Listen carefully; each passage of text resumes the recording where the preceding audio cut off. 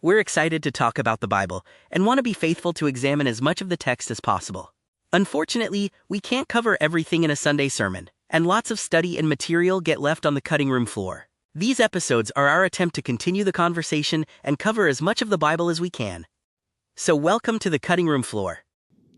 Welcome to another episode of the Cutting Room Floor. Glad that you guys have joined in with us. We've been through Exodus. I don't even know 12. I do know 12. Yeah. I've been through Exodus 12 now, and we're about to head out into the wilderness this coming Sunday in part 19 of our sermon series. And but we have yet to cover a lot of stuff that I think we, interestingly enough, have left on the cutting room floor. It's true. Even of the cutting room floor. Yeah. So we want to, make sure that we go back and do our due diligence to cover those things. And so I'll just get started. Yeah. Yeah. I think that just because because we're about to head into wilderness, I think last episode, I wanted to spend a lot of time kind of backfilling everything before we actually made it. But now it's time to trek forward. So Yes, I agree. Let's go in the wilderness together. yeah, I'm ready. Okay. So we made it to 12, but I want to start in chapter 5. Okay. This is where my questions start. Okay, cool. Okay. So I was reading through and I noticed that right after Moses is talking with God and he does the whole "I'm slow of speech, who am I?"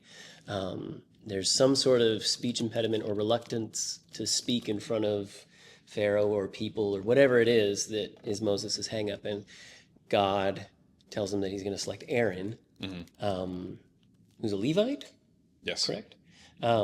Which lines up so beautifully with what happens later, Correct. but kind of as the mouthpiece. And I think we talked about it last time. That kind of struck me that God kind of has this representative for action, I guess, and then a more mouthpiece person. And that kind of got me thinking about the Barnabas-Paul dynamic kind of thing, where I'm like, oh, God does this kind of more than once, Yeah. And I don't think there's anything too significant about that, but I was just kind of like, It's just neat. that's neat. Put it in your pocket. But once he goes to Aaron, and Aaron goes before Pharaoh, he says, "Thus says the Lord." This is chapter 5, just verse 1. Afterward, Moses and Aaron went and said to Pharaoh, "Thus says the Lord, the God of Israel, let my people go that they may hold a feast to me in the wilderness." And that kind of stuck with me after Sunday when we were talking about the first thing that they're going to do when they exit Egypt, or once the 10 strikes are done. It's like, all right, are we going to, let Egypt have it? What are we doing? He's like, no, come to my mountain and worship me. Yeah. And so that kind of made, reviewing the text, that bit stuck out to me more, having that say like, hey, what's the next thing on the docket that God wants to do with his people? It was like, all right, there's this great opportunity for communion over a meal. They want feast and worship me, which I think is great. Before we're given any of the law that's coming up, Right. the first symbol that they get isn't a sacrifice, it's a meal. It's a meal. It's a lot more fellowship relationship based, which I thought was significant. But my question is, when he says, "Let my people go that they may hold a feast to me in the wilderness," verse 2, but Pharaoh said, "What is the Lord, that I should obey his voice and let Israel go? I do not know the Lord, and moreover, I will not let Israel go." Are they framing, is Moses and Aaron, the people of Israel, framing it as like, hey, let us go into the wilderness and worship our God, Yeah. and we'll be right back? Right. Wink, wink. Or are they saying, or is it a blatant, hey, we're leaving, okay? And this is why. Yeah, I think the way that the text is written is it feels kind of ambiguous that way. But I think Pharaoh understands the point that Aaron is trying to make, which is that no, I'm not going to let you guys go. And then later on in the plague narratives, Pharaoh even offers to let them go, but only a day's journey away, Which, as if to recover them. yeah, so that's kind of what made me think, is the initial, hey, we're going to go out and worship our God, is that even laid out as a, we're out of here, or we're going to go meet with our God, and this would be our opportunity to leave? But then also, if he says like, yeah, you guys can go, but only a day's journey out. Right. remember, it tells us that it's 600,000 in count, just Yeah. the men, not the women and the children. Correct. What does it look like to have 1 million+ people Right. exit a city for a day and then come return?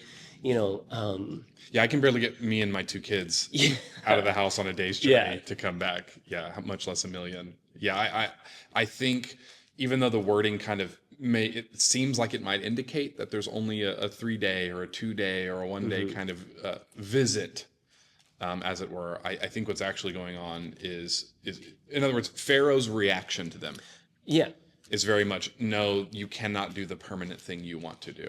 And even the bartering or bargaining that he presents to them is, no, when you do go, come on, head on back after that day. Yeah. Or at least you're still in my reach or within my grasp. which I think pivots really close to kind of my next thing that was in frame of mind is like, okay, hey, there's this, we want to go feast and worship our God. What does that look like for people to leave and come back and all that stuff? And there's, that bartering or that straight no from Pharaoh. That seems an awful like human dealings. But we also spent a lot of time talking about, hey, there's more than one thing happening right here. There's also the spiritual warfare and who's acting as the representative of who, Right. And if Moses and Aaron and the people of Israel are meant to be Yahweh's people and their representative, Pharaoh, by taking a stance and saying no, isn't just withholding a captive people who are an asset to him. He is also establishing, no, I am God, or the gods of Egypt are what rule over you. Right. And I just thought that was very handy. I think it's working to try to keep on the radar this kind of twofold thing that's happening as God is dealing with the human issue of sin Yeah. and the spiritual rebellion as well. And kind of keeping my eye on, how these human beings, I guess, navigate who their allegiance is to, you know, and who's leaning on God and who's leaning on, in this case, Egypt. So yeah, it just kind of reframed the story for me. And I think that foreground background, because that's the language of exactly what you're saying, is this foreground background thing is really a helpful tool to utilize for the rest of the text, because now it's not as though we're trying to like sneak in something into the background and say this is really what the text is about or something like that. That's not what we're trying to do. We're trying to discern a pattern of relationship, whether that's a negative or positive relationship. Obviously, Pharaoh to the Israelites would be a negative relationship.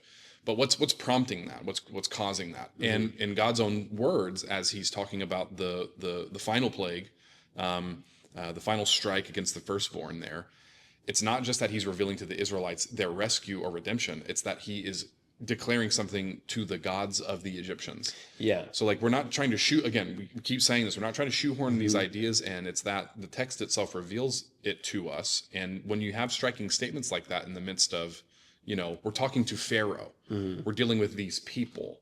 We're talking about the Egyptians and the officials who come to Pharaoh. And like, so why is it that God is talking about, when he speaks in Exodus 12, why is it that he talks about, I'm doing this as a display of my power against the gods of Egypt? Because there's a background, foreground reality going on. Yeah. There's this 2-layering thing. And so if that's the case here in this story, then we think we can probably chart that background, foreground story. Again, not trying to make too much of it or say too much about it, but again, what's happening in the foreground has some implication, or it's the result of what's already occurring in the background. And so, like you mentioned, who's really in charge here? Yeah. I mean, stuff's coming to me as we're talking, but like that kind of makes you lined up almost the polemic of, there's people who make the argument that like this particular god in Egypt is, addressed or counter-addressed in this particular strike against Egypt, which I thought was super interesting.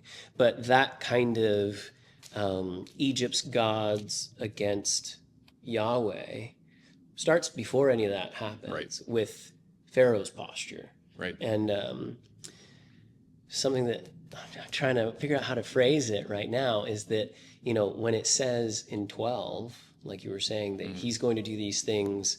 How did you say it?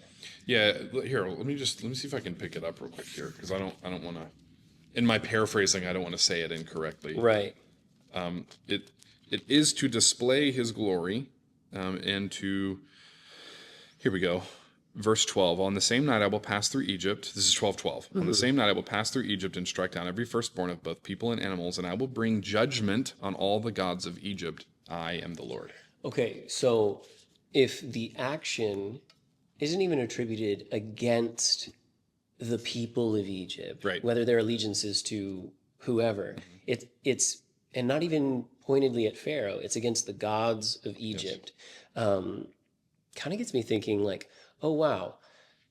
So then now the, human actors in the story are now bearing witness to Yes. God's actions against spiritual rebels. Yeah.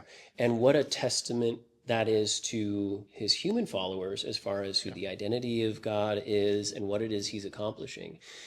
And it's like, okay, if there's this two-tiered thing going on, then I also think inversely, the way that God deals with us and that like perfect justice and mercy and grace, and thinking of other passages where it says that like the angels look at us in wonder or whatever. I almost wonder if, God's conduct towards spiritual rebels makes us recognize who God is and what it is he's accomplishing. I wonder if God's conduct towards us is also a statement to all creation that also establishes who he is and what he's about. Yeah, that's a fascinating idea. It makes me think back to what we said in the Tongue series that we did right before Exiles, which was about this idea that all of our choices are cosmic, because all of our ideas are spiritual. And so even what's happening in the foreground is coming from what's occurring in the background. So like even my just regular everyday actions. Well, how about this? Let me use Jesus's words. Okay. Let your yes be yes and your no be no. Something as simple as that is a way in which I live out the ethic that God would have for me to live my life by. It's not, and Jesus even goes on to say something to the effect of, and you'll be judged by even your careless words. Like not, I don't like that one. no, that's hard. That's a hard teaching. So, and again, that's maybe the expression or the action that's occurring out in the foreground, but in the background, what's going on in my heart? Where are my motives sourcing from? What do I believe about what it is that I'm saying? Or what's coming out of my mouth that I'm not even really passing through a filter intentionally, but it's just in my heart. Right. That's that. Let your yes be yes, your no be no. Even your careless words will be judged. Like that. That thing is both happening on an individual level and on a, I would say, cosmic level. And so so it's making me think again back to even our Ephesians series now, because how the New Testament describes our position, our status. Is that we're already seated in the heavenly realm. Yeah. And like Paul says stuff in 1 Corinthians, like, don't you know you're going to judge angels one day? Like I was like, no, I didn't, Paul. What does that mean? So, so there's all this like cosmic talk, even though it's a very temporal, earthly expression of those things. Yeah. Which I think is a really interesting. So I'm trying to remember exactly the way you phrased your comment or question there at the end. It was something to the tune of like, I was saying that the way that God demonstrates himself to the spiritual rebels tells us something. I wonder if his conduct towards us says something to the rest of creation.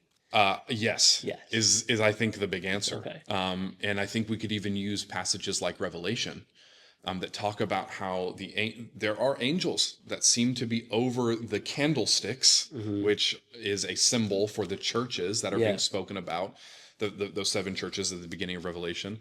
There seems to be some, in Hebrews even, there's a great cloud of witnesses, and I don't think that only means, the dead in Christ. Right, exactly. yeah. I think there's also witnesses, Right. Like you even mentioned, the angels long to see these things. They study these things. Right. That's kind of the implication. Yeah, I think they're receiving an indication about God's nature, character, supremacy, power in the way that he deals with us, and either they'll accept that and be allegiant to it, or they'll rebel against it, Right. And try to, in their own way, see and take. Which is, I think, what we've seen at the beginning of the story. Yeah. we don't know why the serpent is opposed to God and to the humans. We're not told expressly, at least not yet in the text. Right. We'll get that later on, maybe in Isaiah, maybe in Ezekiel, especially with Jesus in Revelation. But for now, we're just kind of left with this being, Yeah. this character, or whatever you want to say, who seems opposed to these. He's opposed to God through the humans, which is such an interesting thing. So I think God works in the inverse. Yeah. He's working through the humans to declare his glory. Which, when you were talking about, it's really a heart issue. Even your careless words will be judged.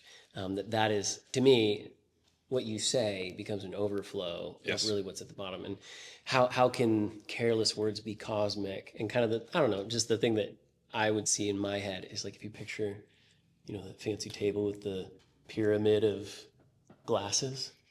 And if you pour something in the top, it would overflow to one, hit the next tier, Yes. overflow I know to the exactly. next tier. Yes. I think that's kind of how that would work. Yes. The small thing, once it's full, it's going to gonna pour spill over. over and continue down. Yeah. So what do we filled up with? I mean, that's the maybe there's the interpretation of that for our day and our way, but yeah. One more point on something you just said we don't know why the serpent used human beings as his mode of being in opposition to God. And I think that there's a lot of Christian tradition attached to that, Right. and fantastic books that kind of frame that idea. And I think in a good way. Sure. Maybe even Shout helpful. out Paradise Lost. Right. Maybe even a helpful John way. Milton. But it made me think of, you mentioned on Sunday, we were talking about, you almost said the word Messiah, but then you didn't. And you said, we're only going to use language as far as we've made it in Right. the story so far. And I can think of a helpful reason for deciding to do that, but I wanted to ask you why. Oh, great question. Because a part of what I'm wanting to do here, from a structural standpoint, is I'm wanting to slow walk the story, to point out how it is a story, and sometimes our systems that we've created, which are super helpful. Right. So don't mishear me. I'm not opposed to systems of viewing the Bible or rule sets and guidelines that help kind of create boundaries for us, so we don't shoot off in a left field, right field. Yeah. We do want to remain Orthodox Christians, and there is a way in which history and the church's past tradition, you could say, Right. can be really, really helpful. Tradition of interpretation, specifically. Can really help us make sense of texts.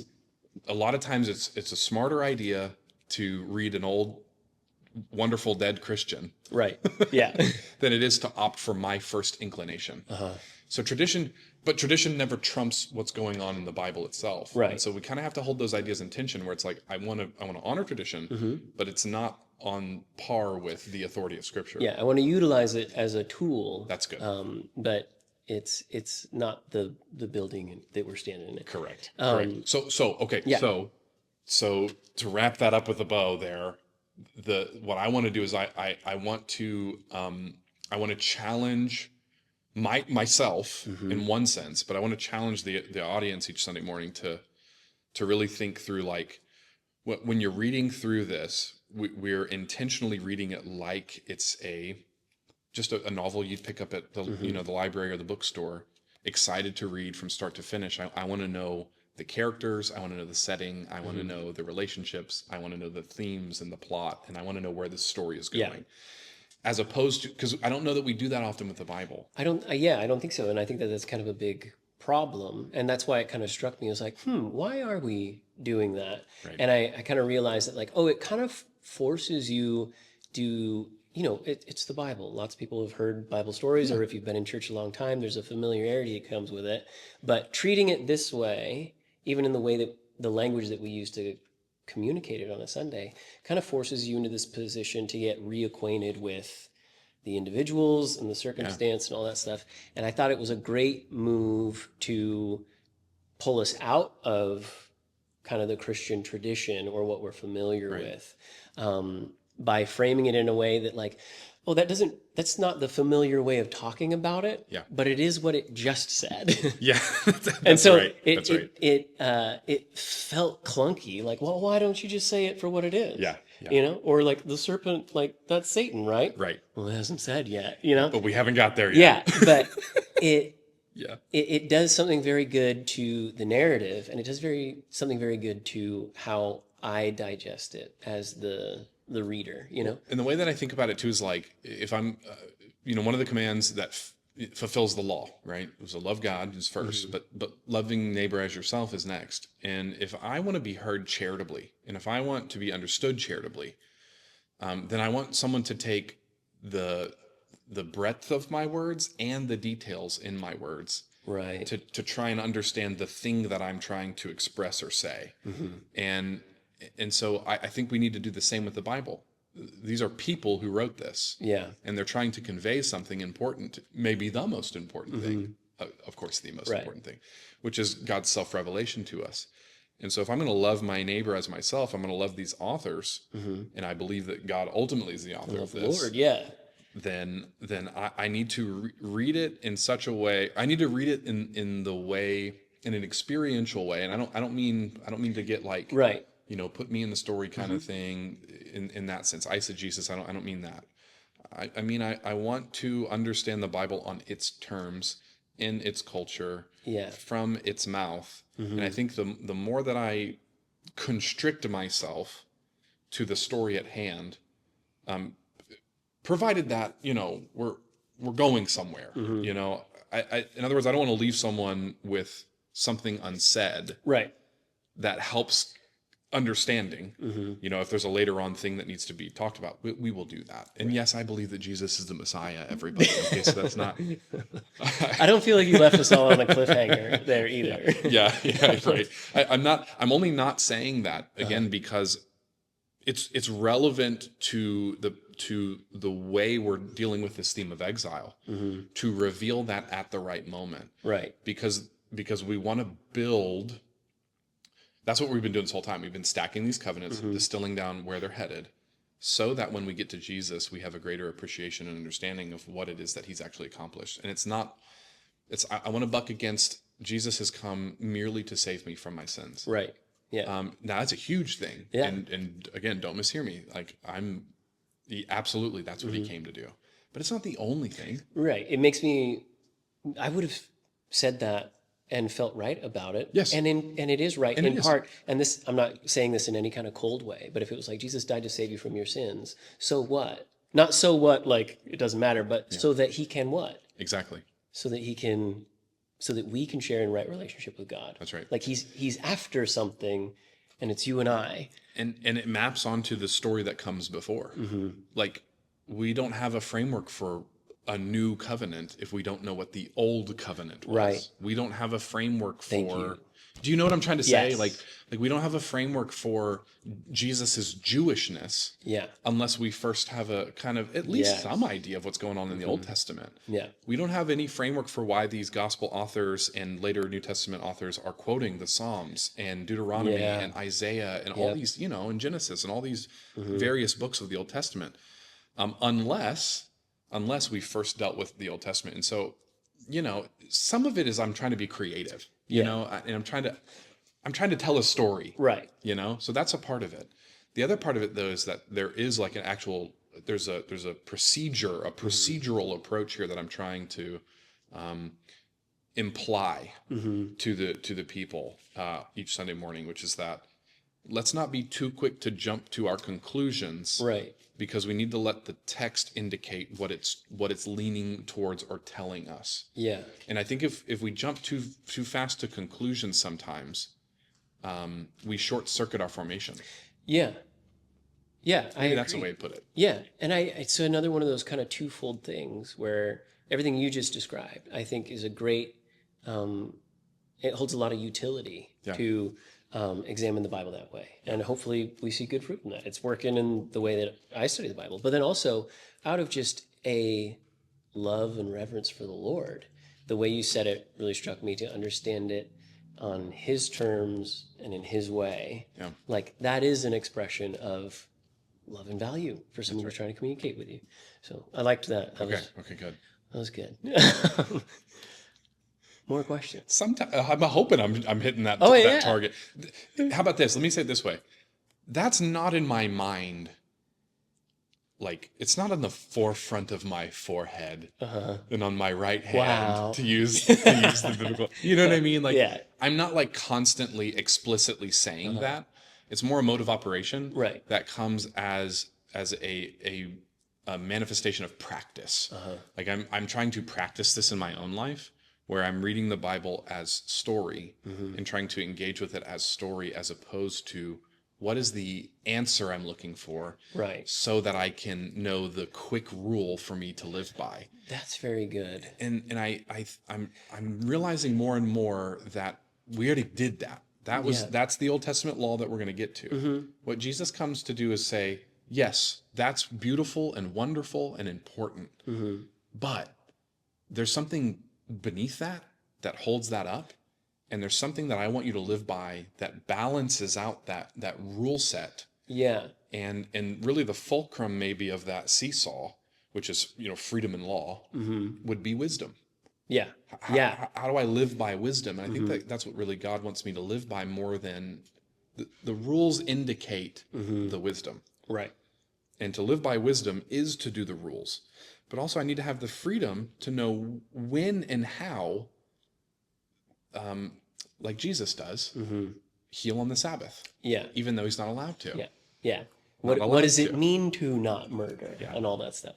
Correct. Yeah. Yeah. And I think that does kind of put us in a position of like, okay, when we are examining the Bible, it's one of those like yes and things. Yes. And you've explained this a bunch of times. Like, is it a history book? Yes, but that's not only what it is. Right. Does it have rules? Yes, but is it a rule book? Kind of thing. And it's like, okay, if I lean too heavily in one or the other, in however you want to frame it, then we can land in some really weird spots, where like kind of a common turn of phrase of like, well, what's the Bible? Like, it's a love letter. Like, yeah, it is. Yeah. There's also a lot of rules in this love letter. It's like, but then also, if I swing the other way, am I just going to treat the pages of the Bible as a Rolodex of law? Yeah. And it's like, well, now we've removed relationship entirely. Yep. So, yeah, Wisdom. thank you.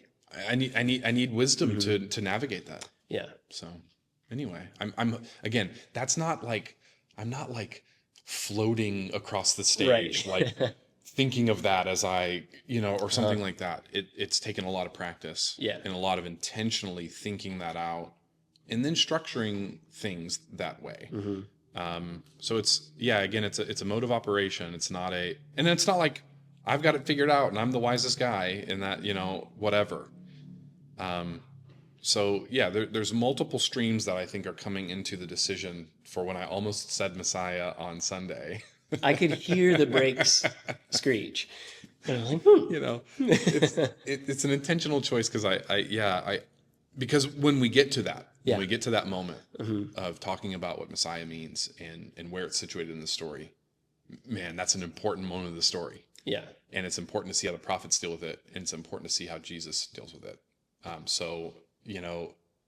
And knowing the way in which that word particularly, but any of these concepts we're talking about, knowing the way in which those words journey across the pages will help us understand how they arrive at Jesus, if that makes sense. It does. It does. Because, we've been talking about formation a lot as a theme throughout this series. And I'm almost thinking of the way, we're not withholding anything by not saying Messiah, but also as things get distilled down or whatever, what they need is a snake crusher. What they need is deliverance from bondage and enslavement and all that stuff.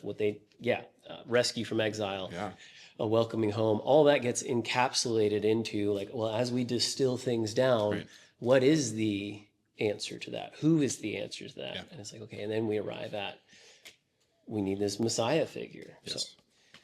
So, all right. We could say a lot more, but We could. Yeah. Moving on. More questions.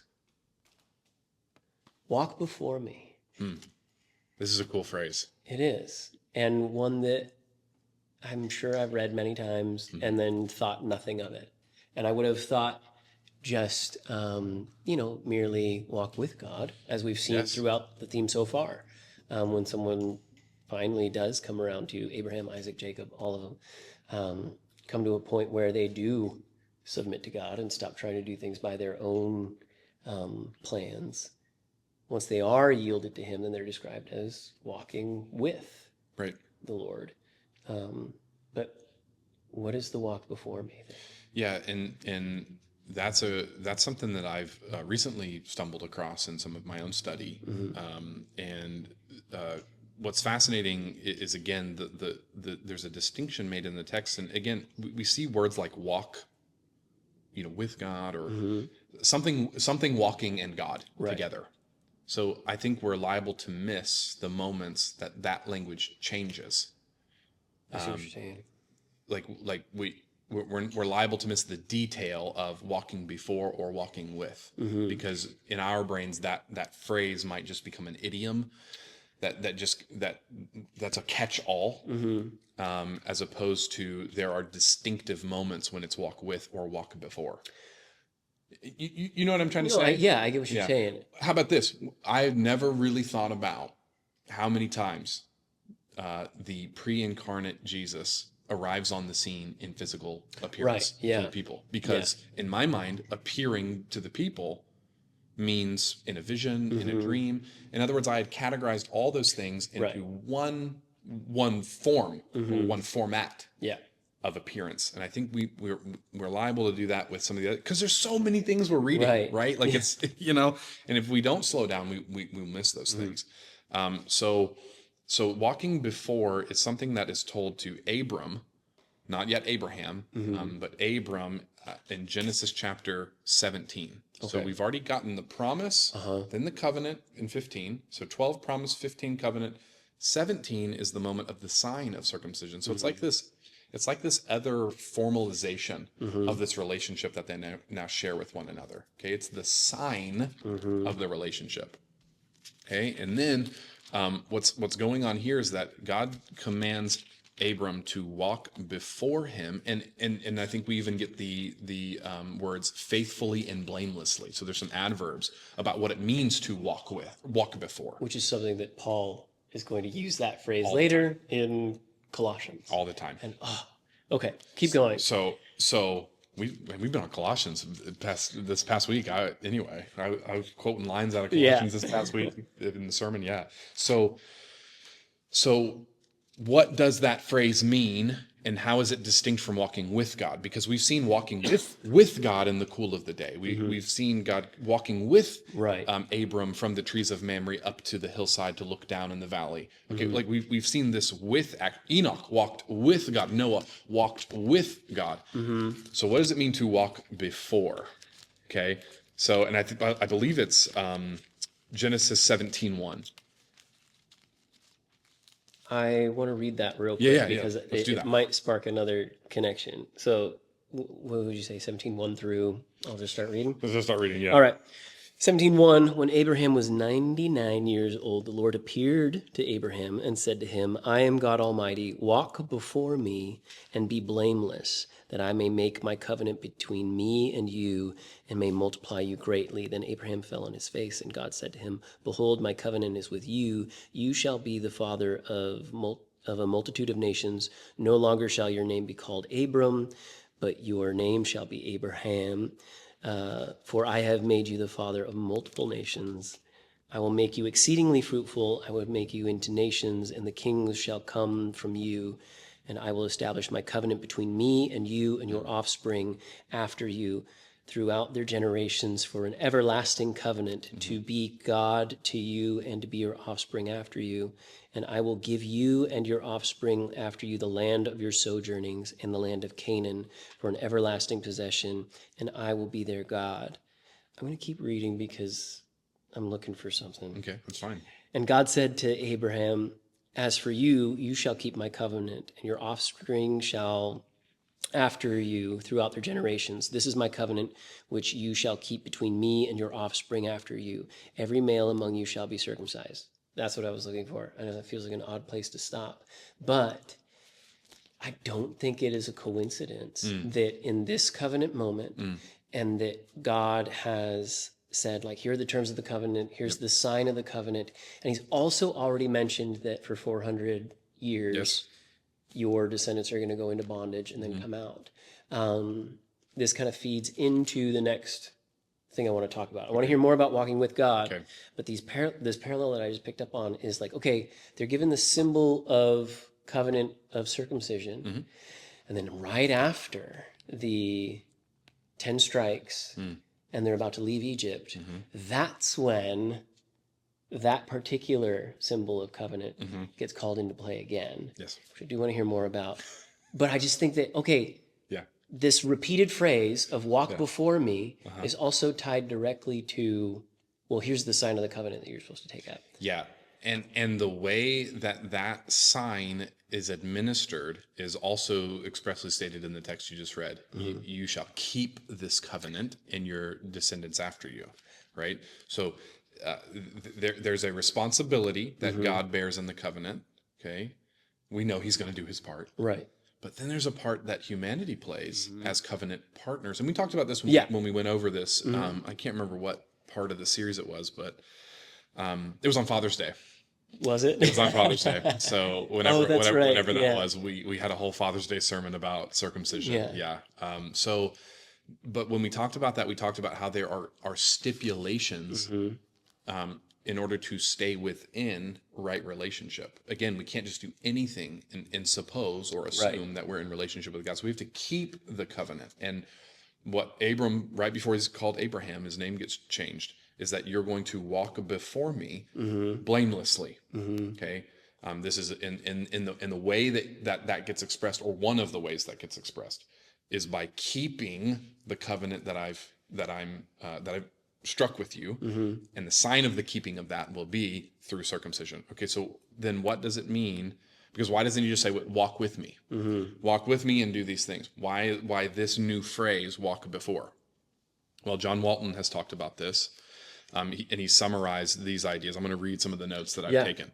Okay, when God walks before someone, this expression means to give guidance and protection. Okay, so pause, because why are they talking about that when we're talking about Abraham? Because when we examine the text to find that phrase, God walking before, or you walking before God, walking before, okay, there are some significant moments where that occurs. Some of those are like the pillar of cloud by day, the pillar of fire by night.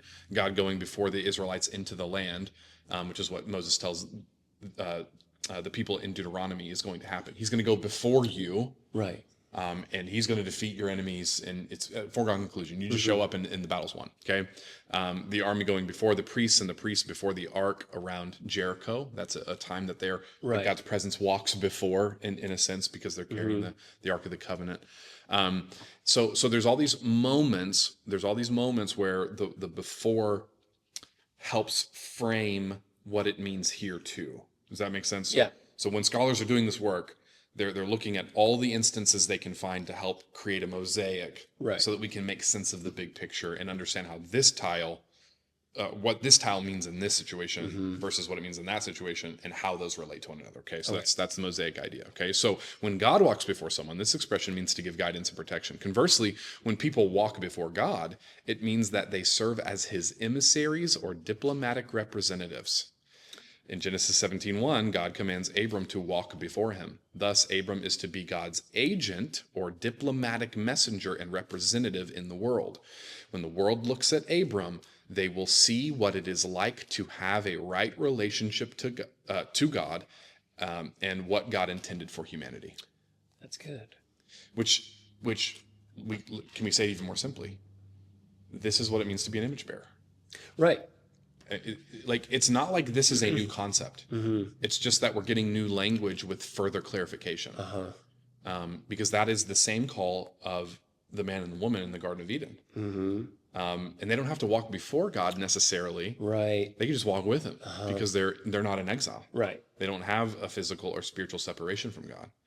So I think there's some updating going on here in Genesis 17, because there is a responsibility on the part of compromised humanity to master sin, as it were, that crouches at the door, and instead to opt for or choose God's way of seeing and being in the world. And the sign of that will be, or one of the signs will be circumcision. Huh, that's very interesting because that kind of, again, colors it in a little bit more for like, okay, what is it that we're trying to do? Like, are we reckoning with the problem of sin? Yes, so that there can be right relationship. Yeah. We kind of keep talking about, not kind of, our theme is exile. Yeah. The opposite of that would be Yeah. to be home. Home, It would embrace. be, it would be like Eden or Yes. Eden again, or however you want to frame that. But what you're talking about is almost a, hey, in engaging in this covenant partnership by walking as a representative or an ambassador or an image bearer of God, is God giving these conditions so that people and the nations who are witnessing it can be equipped to be more adequate image bearers of God? Yeah.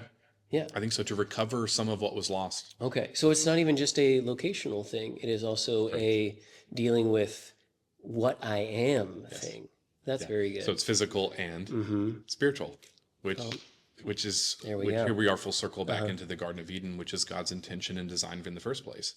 And that is kind of what we're seeing with Abram. He gets renamed. I mean, what's happening in the Garden of Eden? The man is naming these things. I mean, there's so many. We keep doing a locational formational thing. Yes, and that's going to constantly be the back and forth. And again, if we don't slow down enough to see that in the text, then I think we miss out on some of the vibrancy, some of the hyperlinking and meditation that's meant in the text itself. Like, we're meant to think about these things this way. Like the text is purposely utilizing words, phrases, and concepts over and over again, and retooling them or slightly nuancing them this way or that way. But they're building upon, again, stacking upon and distilling down what these concepts mean and how they play out in our day to day.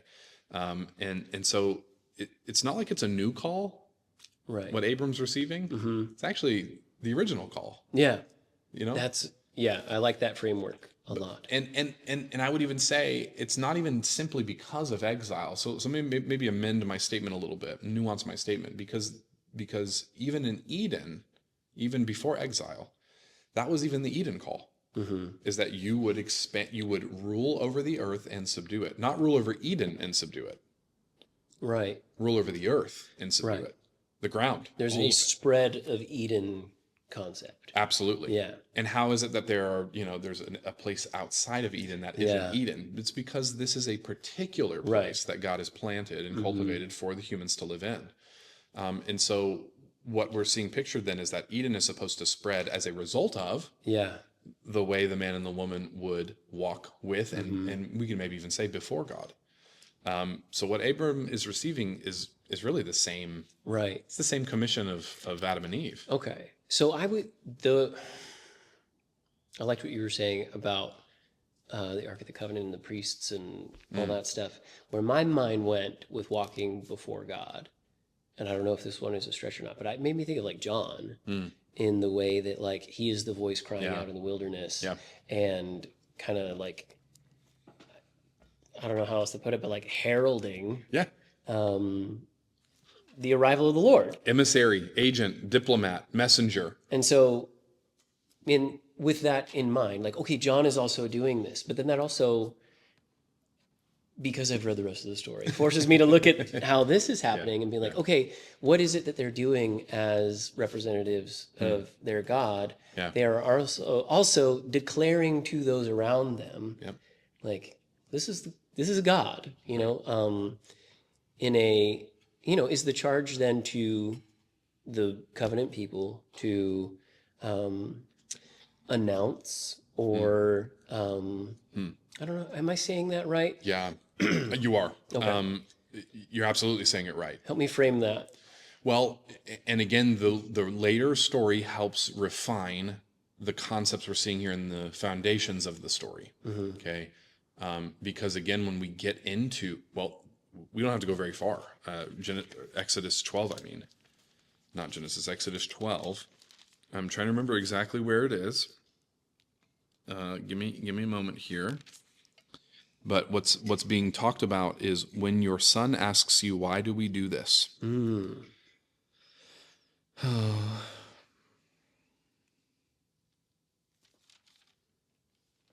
Verse 26.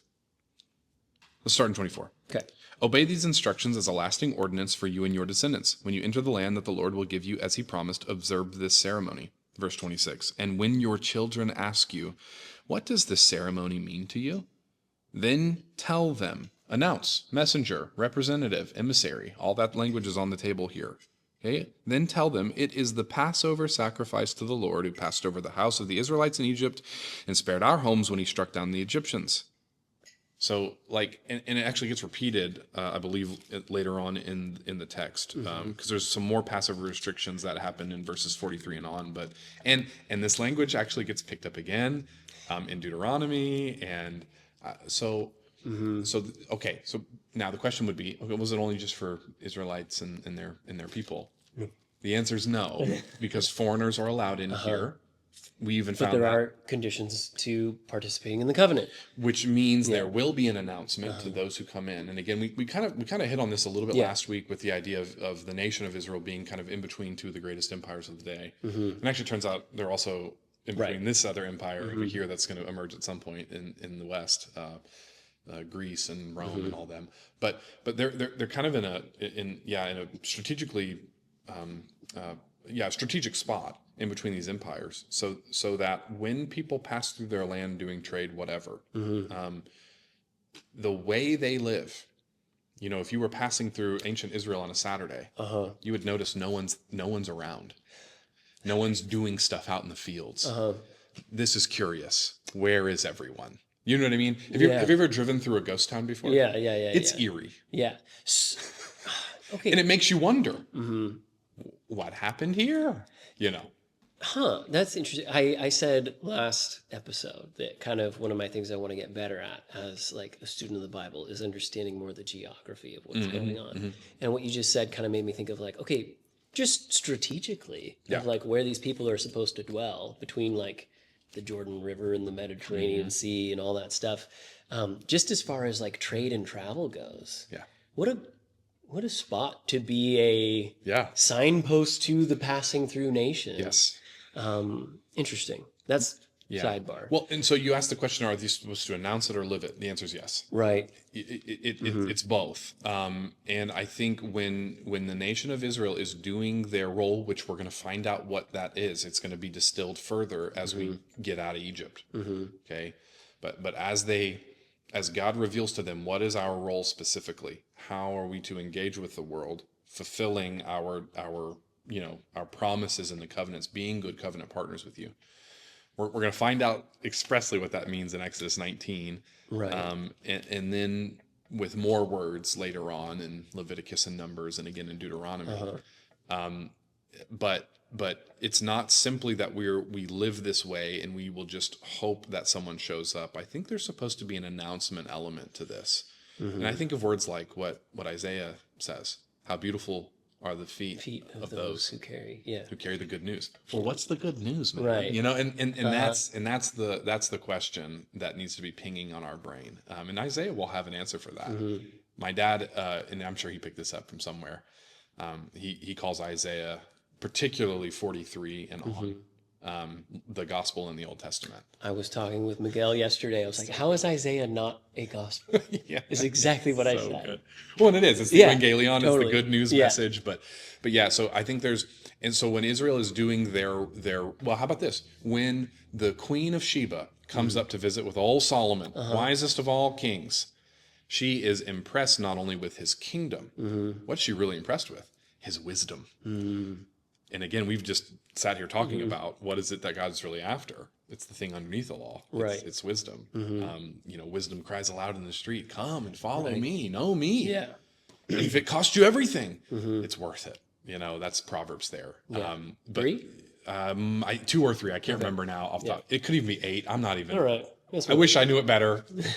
Revealing that I don't know it as well as I should right now. But anyway, that's what the Queen of Sheba is. I think I'm saying it could be, I could be getting the queen of whatever nation wrong. But when the queen comes up from Africa, she is impressed with Solomon's wisdom. And in fact, she gives him money and gifts and animals and unfortunately more women. So, okay. Yeah. He's got hefty problems. Yeah. Which, But that's a declaration. Yeah. That's a declaration of the wisdom that he's received from God. And the way in which they have established their way of life is a testament to the peoples around them. And this kind of picks up on what we were talking about last week, which is like this identity question of, well, how Egyptian are they? That's the question that Mr. Right. Moffat was asking. yeah, How Egyptian are they? They're probably pretty Egyptian. Now that may not extend to everything. I think they know that they believe in Yahweh. Like that's their people group's God. Okay, but the startling revelation is that it's not just their people group's God. He's actually God of gods, yeah, which means that he's only God for this ethnicity, or there's something bigger on the plate, Right. that he's going to be revealing to them. So yeah, I think their commission or their call, and we're going to find out what that is, particularly as we get to Exodus 19 verse 6, I believe. We're really going to find out that language coming up, and I don't want to say it yet because it's such a powerful moment that even the New Testament picks up on later. But yeah, the commission is the same commission from the Garden of Eden. It's just, how do we do it since we live on this side of Eden? We live now in exile. yeah, And so what does the wisdom of God on display look like for us in our day and our way? yeah. And anyway, I could keep introing this idea, but Okay. I have more questions Yeah, off come on, of come on. how Egyptian are they? yeah, okay, good. But I kind of want to backtrack just a second Yeah. because this was something that grabbed me. I just think it's really important. We had mentioned, when your sons ask, why do we do this? We need to say what it is that is. So that explaining what that is starts in verse 14. Okay. And yeah. and I feel like this is one of the things where it's like, okay, this can pass through your radar real easy, but once it's on there, it becomes significant. Yeah. Verse 14, this day shall be for you a memorial day, and you shall keep it as a feast to the Lord throughout your generations, as a statute forever. You shall keep it, keep it as a feast. 7 days you shall eat unleavened bread. On the first day you shall remove leaven out of your house for anyone who eats the leaven from that day. He kind of gives the big long list of this is what it looks like. Yep. On this day, like we're getting a date on the calendar. This is the beginning of their ceremonies and feasts and all that stuff. The Bible is incredible. What I think is so striking about that is like paying attention to, later on as the story goes, it's during this feast or at this time of the year or on this day of Adar or whatever, should communicate something to us about what the people are practicing and what's being called to their minds. Yeah. And just have like one example that I thought was super significant. Come on. I've been sitting on this one. It's been good. This is in Esther chapter 3. Okay, cool. So quick summarization of, that book for whenever we get to it is one of the main plot lines is that there's another attempt to genocide the covenant people. Yep. And when this happens is no accident. It talks about it in chapter 3, verse 7. It's called Nisan. Yeah, Nisan. It's the first month of the Jewish religious calendar, which begins in the spring with Passover. So this is what they are practicing. This is what they're in remembrance of. And at this point in the story, they are also living with the expectation of like, oh, our neighbors are going to come and kill all of us because the emperor said that they could. And it's like, oh, okay, we're suddenly getting this clash again between the power, the figurehead of the nation, green lighting this attempt to oppress or wipe out a group of people entirely. And it happens to fall right in the time that God says, hey, remember when I preserved you in Egypt and when I brought you out of exile and back to me? And it's like, oh, wow. Because we're given a time and a date, then we get to insert ourselves into those people and say like, hey, they're living with this tension right now. Yeah. Like death is at the door, but deliverance is what's being brought to mind. And I think that just really elevates what's happening in the story. So times and dates matter. They matter a lot. They matter a lot. and the biblical authors will utilize those as a narrative. I think you said it as like stage props or stage To design set the stage, yeah. to set the stage. Because again, without those stage designs and props and the music and all the things, we're in other words, the Bible could just be a list of facts. It could just be a list of propositions about God and what we're supposed to believe. But I think the reason we do story is because, number one, God made us in other words, our brains are wired to connect with story. Facts don't mean anything unless they're situated for meaning. Right. If that makes sense. Right. So in fact, we can't help it. We have to string together facts Yeah. in order to make conclusions. And unless those are happening in story, they don't connect to anything. They don't make any sense, or they're useless. So it's fascinating that you're bringing that out, because of course, as we get to the New Testament, the Passover season will once again have a very important and relevance to the story. just to stretch it a little further, more than just Passover. You know, all these practices and ceremonies and feasts and sacrifices, when it has to do with a particular time of year, a particular observance of these people, even during Jesus's earthly ministry, when he stands up and says, I am living water and all that stuff. What's going on John there? chapter 8. There's an awful lot. John chapter 8. It'll blow your mind when you know the context. So I'm saying it matters. Yes. And this is our launch point to say, like, where are we at on a calendar? Yeah. So I want to frame that up so we can keep it in mind as we move forward. Thank you. That's good. That's good. Because I didn't necessarily draw that out, because there were other things I was trying to talk about this past Sunday. Mainly the idea of the Passover lamb. Yeah. And the blood of the lamb. But there are a lot of other details in this passage, just in 12 alone, that are really important. That one, I was standing in the back on Sunday, and as you said that bit, then I was like, hang on. We need to talk more about that. I love that you pointed out. It's so cool. Yeah. Segue back into, sorry for that sidetrack. It's fine. How Egyptian are they? Yeah. As they're leaving, and there's a sign of the covenant, all that stuff.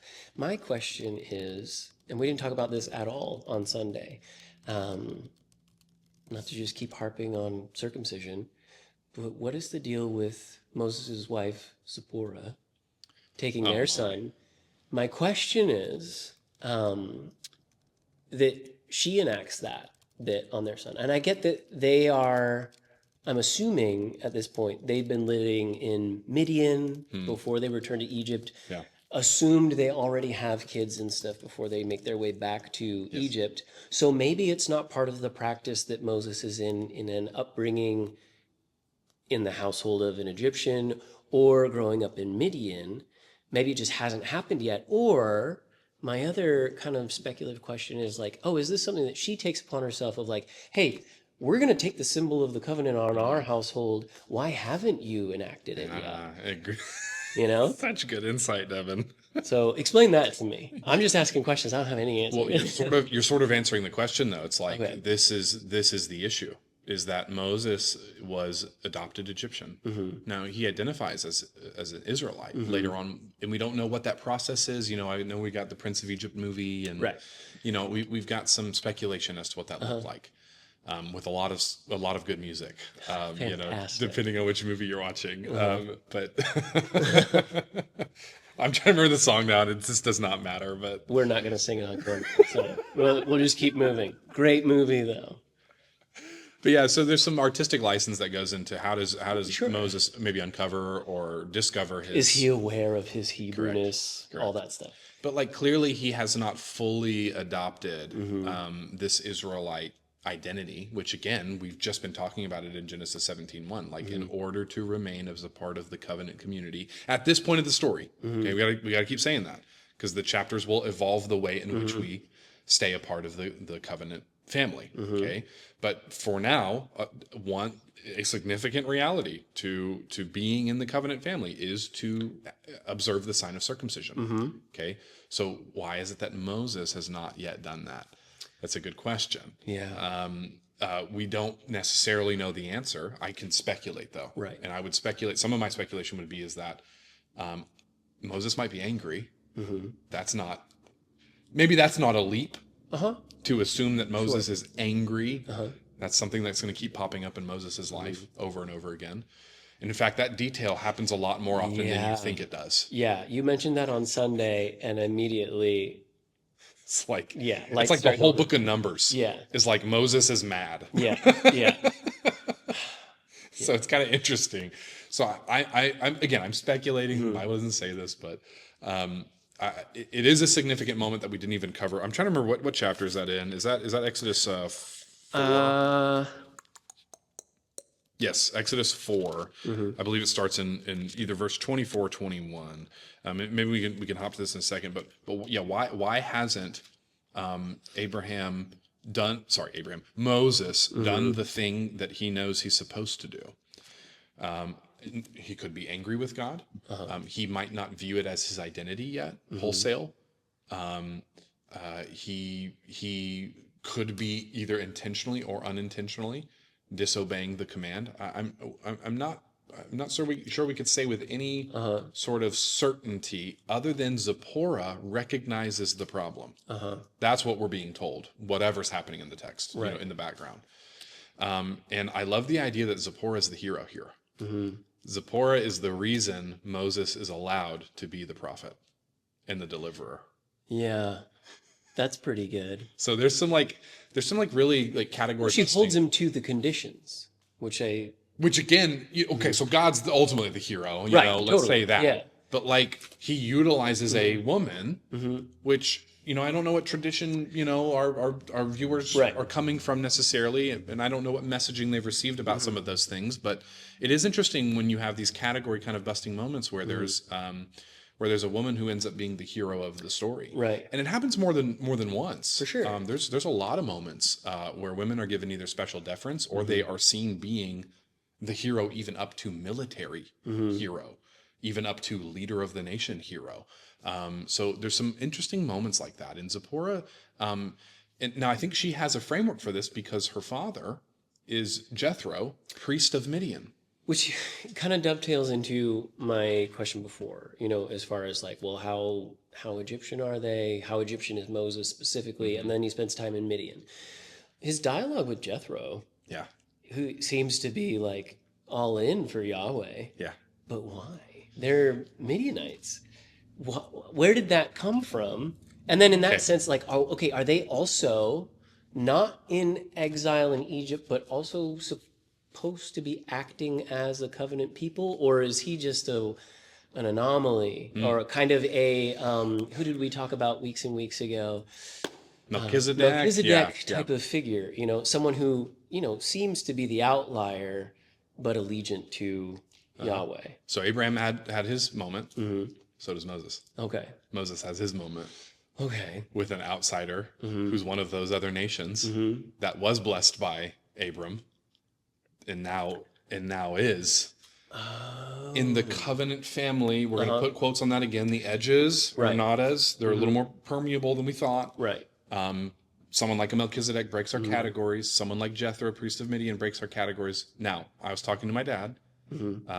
I've mentioned him twice now in the episode. Twice in one episode. Yeah, he's the best. I feel like you're going to talk about him more and more the closer we get to Deuteronomy. Because that's his book. Yeah. He used to wake me up quoting Deuteronomy. That's heavy. Yeah. And yeah, anyway, that's a whole, I'll get to those stories when we get there. But my dad was talking to me because he happened to be here actually visiting my family up from Texas. My dad's a PhD, by the way, for like missions and church planning. Like he's got his bona fides. Just in case you're like, why are you talking about your dad? Some guy. Yeah, no, he's got some ethos. So he was telling me about a book that he's read recently about the Ishmaelites.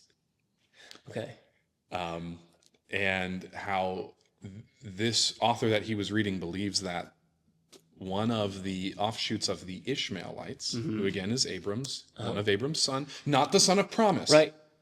but also a circumcised Hebraic person, okay, a descendant of Abraham. Right. Okay, he believes that Jethro, priest of Midian, comes from a faithful line within the Ishmaelites. Interesting. So we have some some reconciliation Uh-huh. may be happening later in the text. Right. Which tracks for the way the story works and the way that God utilizes a remnant. Yes. Hmm. So okay, so I want to know more. there's a lot more to say on Yeah, this. for sure. I don't know if we have time today, but there's a lot, and maybe we'll touch on some of these as we get, because we're going to see Jethro again, Yeah. and it's an important part of the story, actually, a really important part of the story in Numbers. So anyway, so that's a fascinating little nugget that maybe someone can help hunt down for us for a little bit. I know some of our theologians in waiting here might be curious to research some of that. But yeah, so Midian, the priest of Midian, Jethro, clearly knows God, and yet Moses is still out of what it looks like to be within covenant relationship with God, even though God is calling him into covenant relationship. Yeah. To be the mouthpiece, right? To he says it, to be as God to Aaron, and Aaron the mouthpiece to the people. And to be blameless, does that get repeated? Oh, that's a good question. Because we have all these parallels. Walk before me. Yeah, I wonder if there is. The sign of the covenant is reestablished. I don't know if that language gets particularly used, but maybe it's just something I've missed in the details. Maybe that's something we should explore, though. Okay. Ooh, another assignment. Okay, so sometimes I like to lean on the other people when I don't have all of the details run in my head. So I utilize the Bible Project here for some of this interpretation. This is a test of obedience here, and now think about the setting into which Moses and Zipporah are traveling. Where are they at this moment? They haven't left Egypt yet. Well, they haven't gotten to Egypt yet. Oh, we're back in 4. Yes. So Moses is leaving Midian. Before he can even operate as... Okay. So he's out in the wilderness. Uh-huh. Oh my goodness. Layers of layers back of layers. for me. Okay. So Moses and Zipporah are out in the wilderness on their way back to Egypt. This is an 11-day journey, by the way. Okay, which earlier when you were like, during Numbers, Moses is just mad all the time. That's why. Every dad has been in the car too long with their kids. Are we there yet? Are we there yet? Only his is times 40 years. Yeah. That's why he's mad. And a lot of children. Yeah. Sorry, continue. They're in the wilderness. They're in the wilderness. Uh-huh. And in the wilderness, God, when you know it, shows up as he's wont to do in the wilderness. Think about Jacob. Think about Isaac. Think about even Abram and his story. God shows up in the wilderness, and we're going to talk about that this Sunday a little bit. Not for long, but it's an interesting detail in the story. Maybe we can talk about it more here or in the next cutting room floor. But there's something fascinating going on there. So God comes, and he's expecting fidelity, faithfulness, to be the covenant partners that he's called them to be, and that's particularly true of those he's called into leadership. Right? He wants those in leadership to especially be model examples. Now, they're going to fail. God knows that. And he's going to be gracious to them in those moments. Or there's going to be consequences as a result of their failures in leadership. But either way, Moses is supposed to be a faithful covenant partner of God, and yet he is out of step. And in fact, if your children are not circumcised, what Genesis 17 talks about, you will be cut off from the covenant community. Interesting. So Moses, in order to be a part of the covenant community, now is in need of following the commandments that God has given to him. And even an Ishmaelite would know that. Interesting. Even they an would already Ishmaelite, know that because that's when it got, okay, interesting. because Ishmael was a part of the covenant people in that sense. Right. Maybe. Right. When that symbol was given, he got was it. part of the household. You got it. Okay.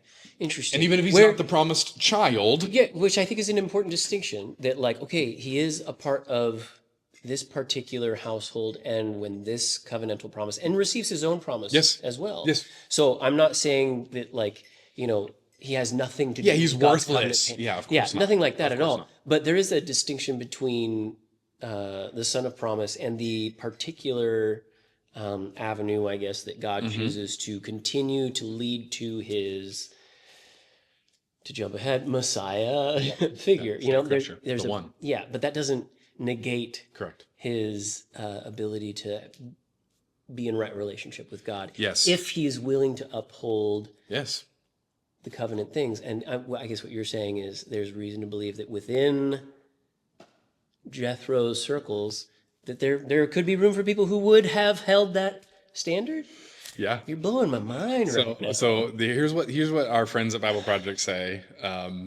Listen, we don't just, this is just a theological caution. When you're listening to other voices, good time out here. When you're listening to other theological voices, test them by the word, period. Okay? Just because we've utilized the Bible Project at multiple things doesn't mean we agree with everything they say every time, all the time. Thank you. Okay? Great resource. Yes. We are not tied to them. That's right. That's right. We're tied to God's word. God's word. But again, great resource. Yes. Like utilize it as a tool. You got it. And Continue. for some quick reference stuff, they can be really, really helpful. Especially And they do a great job. Yeah. Before Moses can be a leader for God's covenant people, he must first honor the covenant in his own household. Imagine that. Okay. This shows that obedience is a prerequisite for leadership and that God holds his chosen agents to the highest possible standard. Okay. Then they talk about Zipporah as a hero.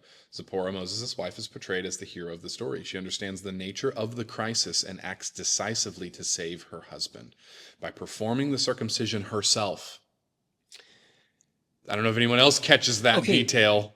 I have a question. Who does it matter?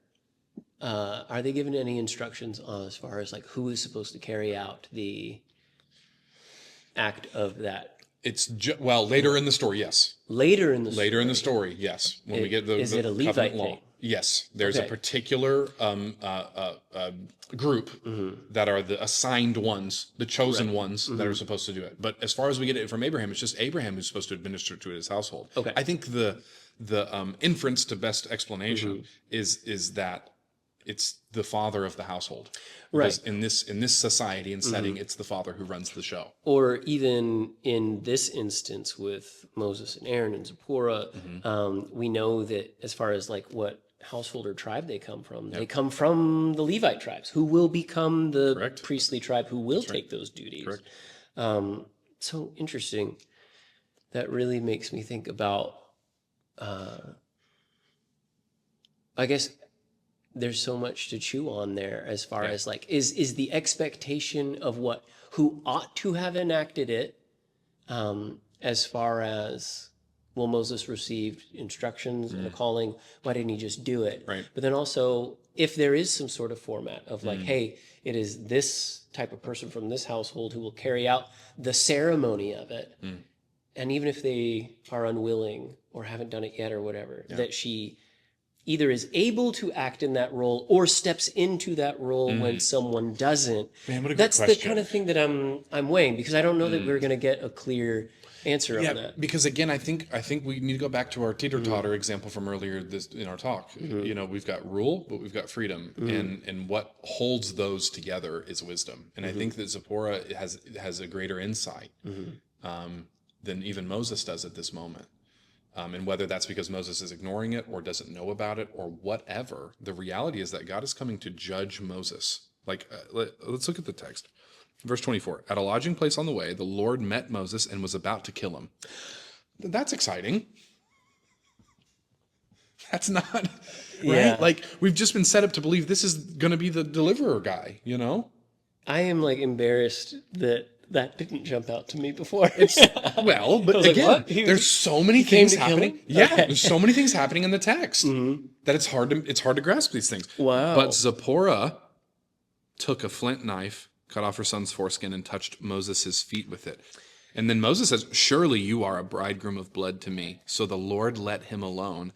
At that time, she said, bridegroom of blood, referring to the circumcision. Okay, so pause. Yeah. So many things are happening right now. You get another individual, and this time a woman, which is kind of significant, who acts as an intercessor on someone else's behalf. That's a big deal. And also, like, God is arriving on the scene to take someone's life and then passes over because of a symbol of blood. You got it. Oh, my word. It's a foreshadow. It's a foreshadow to the Passover situation that's coming up. It 100% is. So they'll go on to say her actions underscore the theme of women playing crucial role as agents of salvation through the Exodus narrative. Interesting. Because she's not the only person who produces salvation for the nation.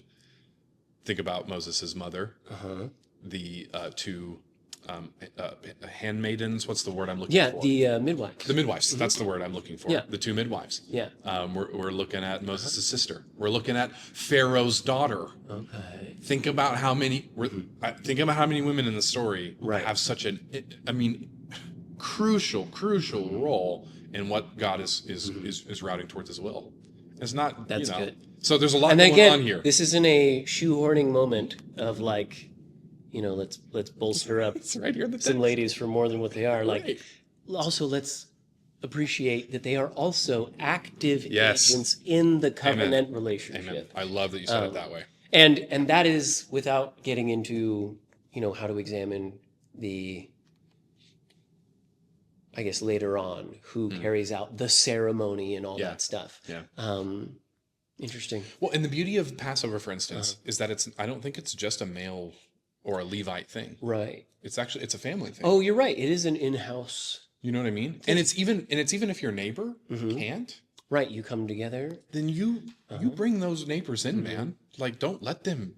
Or if your household is too small, it Yes. says you're gonna prepare this lamb. If there's more than you guys are gonna eat, you either have to burn the leftovers or bring a neighbor so that Correct. enough goes around. There's a great community thing happening. And it seems like it's not just about, okay, well, it's just the husband's job to do this XYZ whatever. Yeah. No, it's a family thing that's going on. Okay, so this is another good instance of, by trying to pull ourselves out of familiarity and Christian tradition, Systems and structures and all that. we're more primed to be aware of instances where we should be appreciating God's work in individuals, period, not just the ones that we've been primed to expect to see it from. There's a great thing happening to me as we work our way through Genesis and Exodus as far as, and I know it happens the more and more you look at the Bible, but almost, the Sunday school pillars. Yeah. These great men of the Bible, Moses, they David, get- Abraham, Samson, all of them. Right. They get brought way down because you get to see, they're just as corrupt as you and I. And then there's a lot of people who, I've read this many times and haven't given it the thought that it should have. Yeah. And part of that is like, well, we're missing out as a culture if we're not recognizing that, like, God is utilizing women too. But also, that aside, anytime God uses any of his image bearers is a moment to take notice of. Yes. And why did I allow this one to slide by? Because you have 600,000 men coming out of Yeah. Egypt, and you have a plague of boils Yeah. and frogs. That's why. Yeah. And we have a chapter before this, a burning bush that doesn't burn up. Right. Like this is the thing that's hard to, because there's so much action maybe on either side of these things that these details sometimes they just fly under the radar. And that's the beauty of the Bible, though. You're not supposed to get it all the first time you read it. It is designed for you to chew on. Meditate is the word. Yeah. To chew on these ideas. The more you read them and the more you become familiar with them, the more you'll start to notice these kinds of details. Yeah. And it is why tradition can be really helpful, and it's why scholarship can be really helpful, because sometimes you need. Well, Ephesians 4 would talk about this. You need Bible nerds that are helping you discover things that maybe you would have been not primed to see. But likewise, you also need people who aren't as invested in the learning element, maybe, but who serve people like you wouldn't believe and build relationships with people. I mean, hospitality is one of the spiritual gifts, and that's not a knock just because they're not Bible nerds. Right.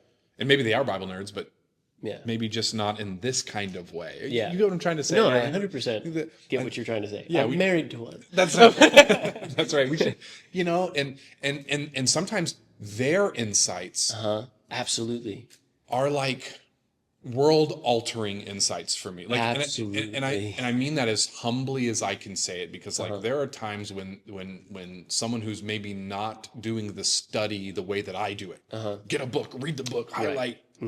They're just reading God's word, and they're spending time in prayer, serving people, and then they'll hit me with a question, and I'm just like, for months, like that question just sits on my heart. You know what I mean? So like, and I don't mean to valorize that either, or valorize what I'm more inclined to. I'm just trying to say. Well, because there's the same thing is happening in both instances. You know, if you're cracking open a book and doing the hard study and all that stuff, like the revelation of truth is still happening through Yes. the Word of God and Him imparting knowledge and wisdom to you. Yeah. He is also doing that with people through acts of hospitality or in their personal prayer time. Yes. It's a gift from God either way. Amen. So before we elevate, being studious or whatever, Yeah, exactly. that God reveals anything to any of us at all is Is a gift. 100%. So to think that it would come from this person, not this person, couldn't be farther from the truth. And going back to Ephesians again, it's been fresh in my brain these days. It must be because we preached it a while ago, or I don't know. It's particularly relevant these days, or something like that. But that's what Paul's utilizing there when he's utilizing Psalm 68 to talk about how the people that are in God's body are a gift to one another. Yeah. It's not just that they have gifts; it's that they are gifts. And the body of Christ. Keep talking Oh my Ephesians. goodness! Oh my word.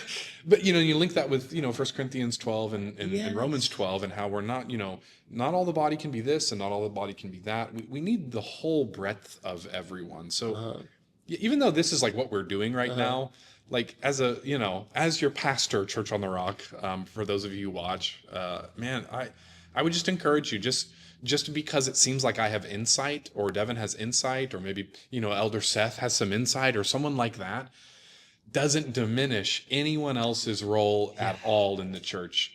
Because like I said, there are times where someone has asked me a question who's maybe not doing the same thing in the same format that I'm doing it, will ask me a question or will serve me in a way that will lay me down for like a couple months, Yeah. and it's good, it's holy, even would be the right word. I think one of the best evidences of that is talk to new believers. Oh my. Brand new believers, and so the refreshing. way that they talk about what they've been reading, Yeah. or the way that they've been talking with God. You're just like, oh, well, I've been a Christian a while. Yeah. And there's something so sweet about, do they have a direct line to God? It's incredible. So good. Anyways, to kind of round all that off, there's something incredible happening in this section that multiple things have happened that hadn't occurred to me before. But maybe the most significant one is that what Passover represents starts within Moses' household first. And that is wild to me. I never noticed that. And what God is doing with the people happens in a household first. Passover. Then what God is going to do with the people once they're out, we'll just talk about it at Mount Sinai, because we even kind of said it this past week, is he's about to marry them. Okay, you know what I mean. Right. Marry. Yeah. That's the covenant that's about to occur in Exodus 19 and on. Is that God is going to be a bridegroom of blood for them. Right. So there's a foreshadowing thing here that Zipporah is laying out for us.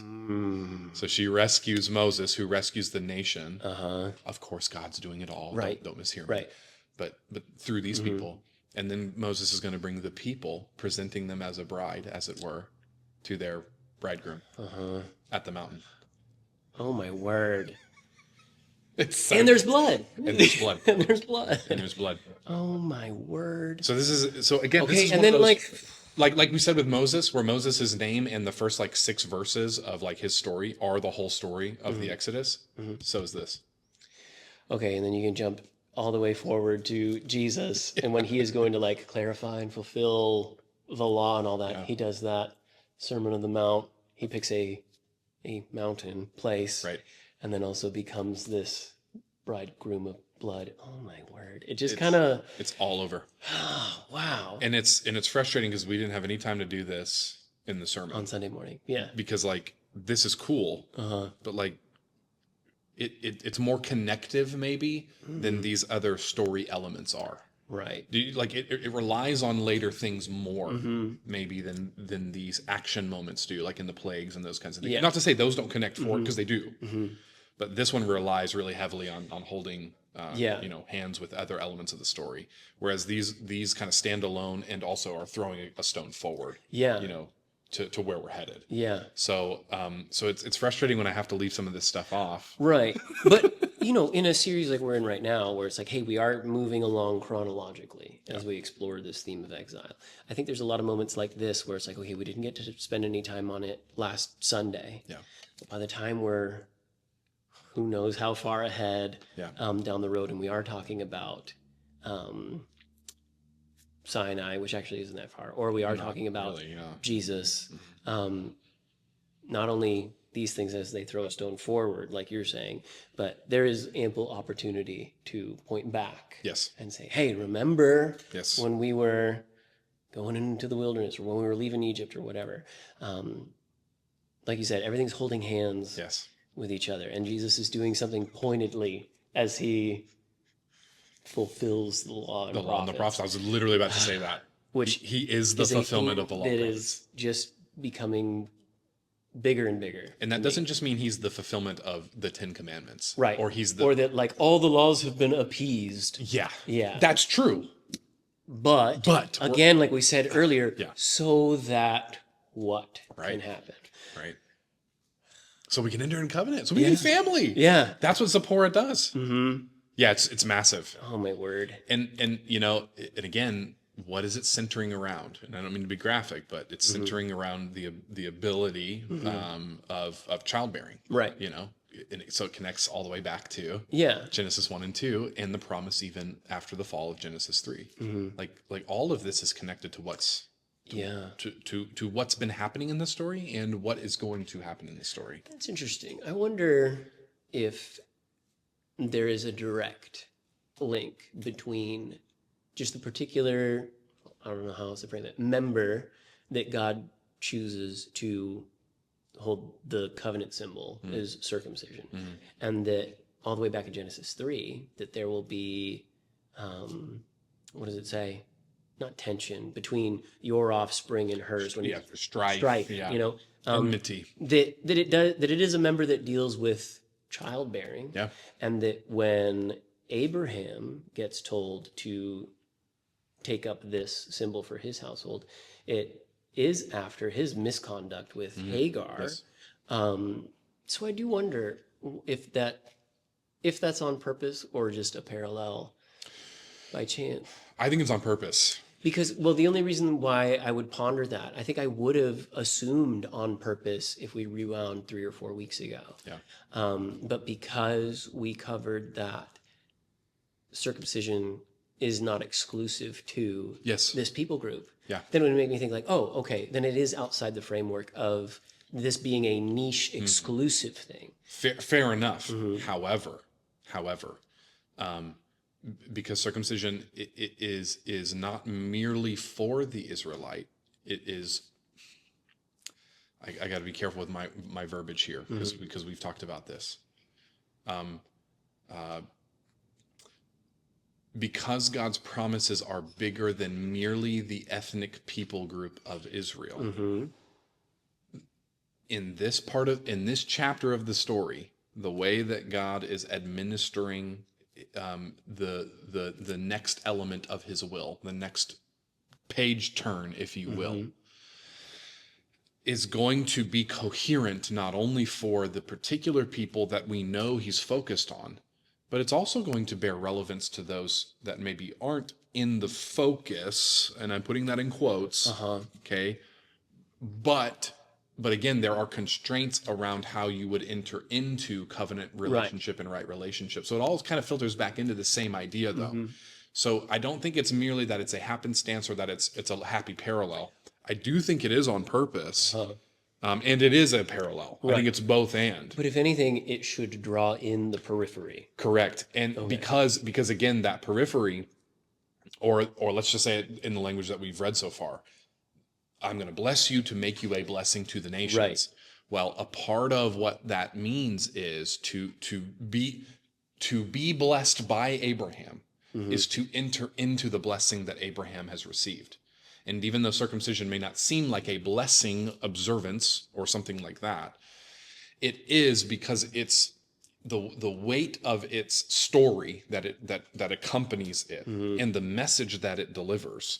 Again, does this foreground background thing where it indicates a new identity and status for the people Right. that are coming into this thing. And so we can say it this way because this is the way the biblical authors describe it. But I did all of that explanation to say the simple thing: not all who are Israel are Israel. Mm-hmm. Okay, is what Paul's going to say later. But for now in the story, Right.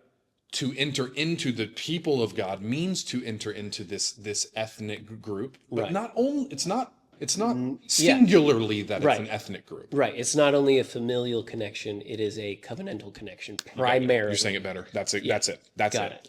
And so the reversal of the thing that Abraham did with circumcision, Right. also though points back to the Genesis 3 thing, which is that through childbearing, Right. this thing is going to happen. And so all of that is, again, holding hands. It's holding hands. It's holding hands backwards and it's holding hands forward.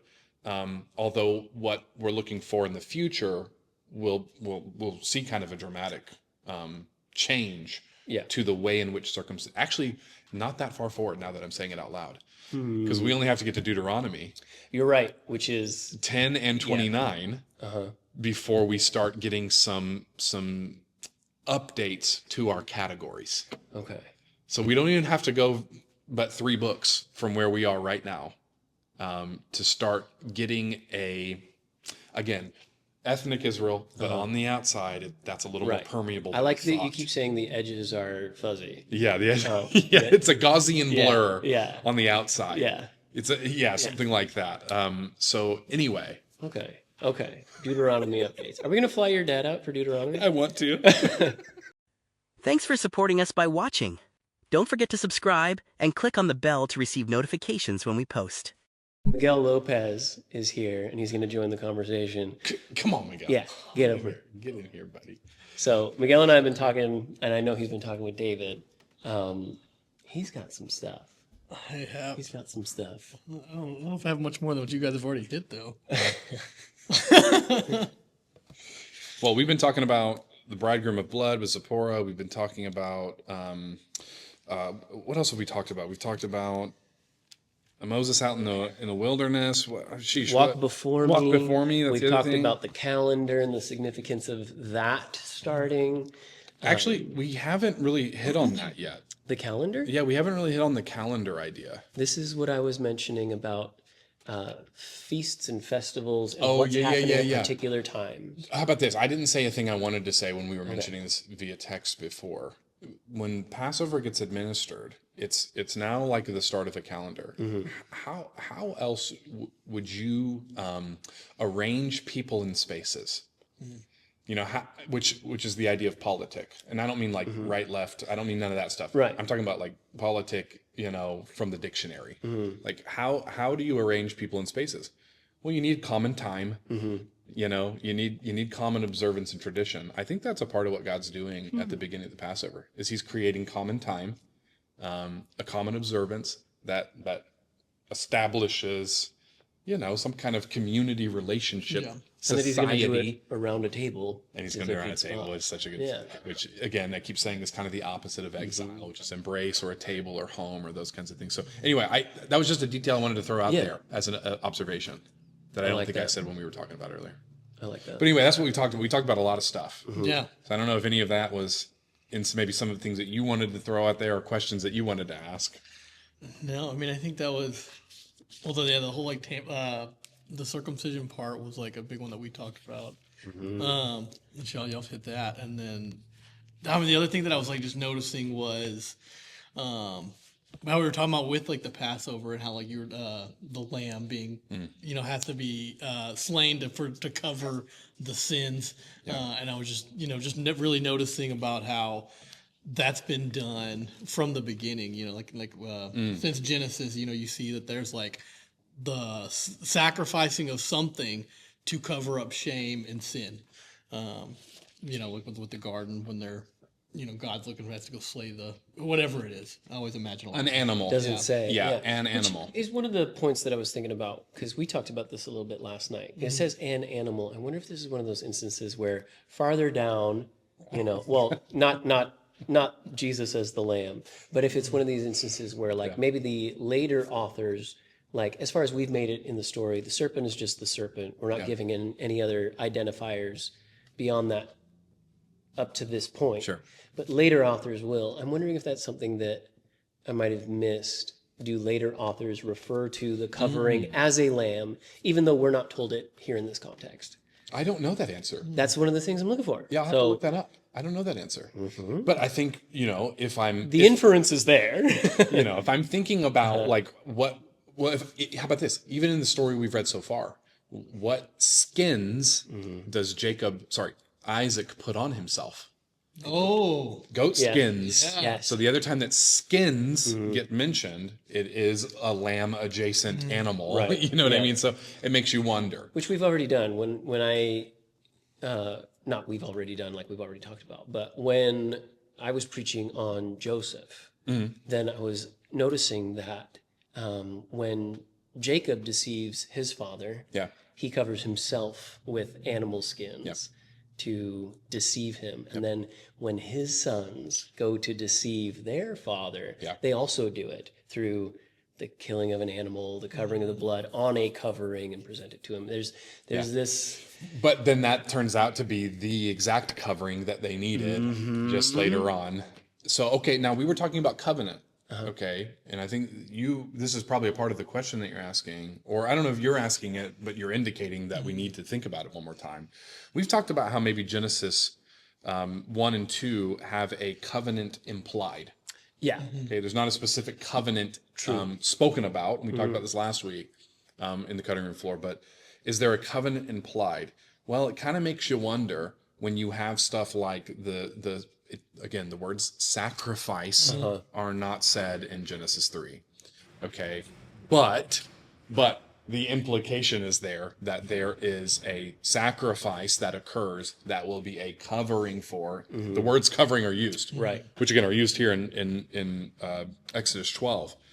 A covering is made for Adam and Eve who now recognize their sin and who are utilizing a tree's covering to cover themselves, which is interesting. They're using leaves. Which I don't think is a outlier thing, because then when we talk about the Noahic covenant, or when we talk about Moses and the basket, all the words and language and imagery that's associated there is still a covering and atonement and all that stuff.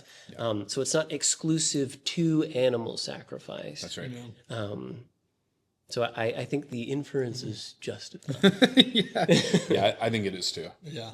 And I think what's really interesting you pointed out with like how we see the other uses of how like Jacob deceiving, with the goat skin. And I think you see like the reversal of like what it's like we're using these coverings to deceive, and then now it's like we're using the coverings to save, To redeem.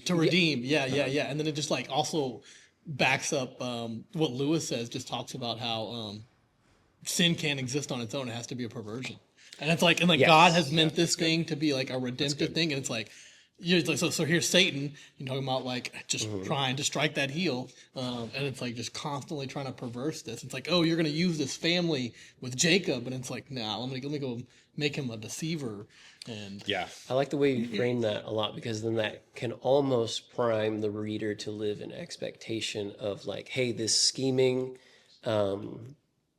is going to be not only addressed, but undone or reversed. If you think about Tower of Babel, Pentecost type of Too far ahead. I'm just kidding. far ahead. We quoted Revelation. We've been saying it all along. I'm just kidding. Yeah, no, I think that is what God is doing. You're absolutely right. I think there's, how do you deal with sin? Well, either you wipe out humanity and you kill all the sin available, right? Or the repository of where sin comes from. You kill all that, you wipe it out, or you reverse it. Yeah. How do you make right what is wrong? Well, you have to make recompense. Yeah. And what is the opposite of something that is slain? It's resurrection. It's resurrection. So there's this. Good. There's this whole thing. Good framing. You put that in our brains. Good job. So what else? What else? I don't know if you guys have other things that you wanted to throw out there. I don't know if you've exhausted your question notes. I am I'm out on notes. Okay. So it sounds like you guys, that was like the big thing that like I had like pinging around in my brain, which is the covering stuff. So okay, I have a question then. Okay. We've got a couple of years in Christ here. We've got a few more years in Christ. We're probably pretty similar. Maybe our amount. Maybe the only thing that I have is actual vocational ministry where I'm paid to read the Bible. Don't tell people I don't know stuff. So maybe you haven't gone to school for these things or something like that. Somebody asked me that the other day. It was at lunch, and they're like, "Oh, where'd you go to school to learn?" I'm like, "I didn't. I just read the Bible. Just read This the Bible. disqualify me." You do not have to go to school, by the way, to be a good Bible nerd. That's the beauty of it. But anyway, so maybe we've got varying levels of information in our brains or something like that here. I have a question for you guys as you read something like Exodus 4, verses 20. Well, I'll start in 21. The Lord said to Moses, "When you return to Egypt, see that you perform before Pharaoh all the wonders I have given you the power to do. But I will harden his heart so that he will not let the people go. Then say to Pharaoh, this is what the Lord says. Israel is my firstborn son. And I told you, let my son go so he may worship me." How does that phrase strike you? Do you think anything about that? Like what questions generate in your mind, or what's going on as you hear those verses? And okay, so when I'm hearing this, it's like obviously he's saying that this is his firstborn son. So and we get into that realm of foreshadowing about let my son go so he can worship me, like who's about to be way down the line here. We're getting ahead of the story, but spoiler alert: Jesus dies. Spoiler is also resurrected. Double spoiler right now. So, and that's kind of like what I think of. Like, is this what we're foreshadowing here? Is there something like more to this? But then I think about also, it's like this is one of those moments like you get in the Psalms where it's like, where David's like sitting there. I think it was David. We're talking about this the other day of like. We're talking about like some serious Jesus language where it's like, I am a foreigner to my mother's children. The drunkards make fun of me outside the gate. It's like, okay, we're talking a lot of like Jesus language here, like up out of nowhere. Yeah. Like David's woeing and it's like Jesus. And it's like, well, where did this come from? And it's just kind of like, does this fall in that same thing of like, I mean, it's got to be somewhat prophetic in my opinion. Okay. I love those observations. Do you have anything else that you want to throw on there?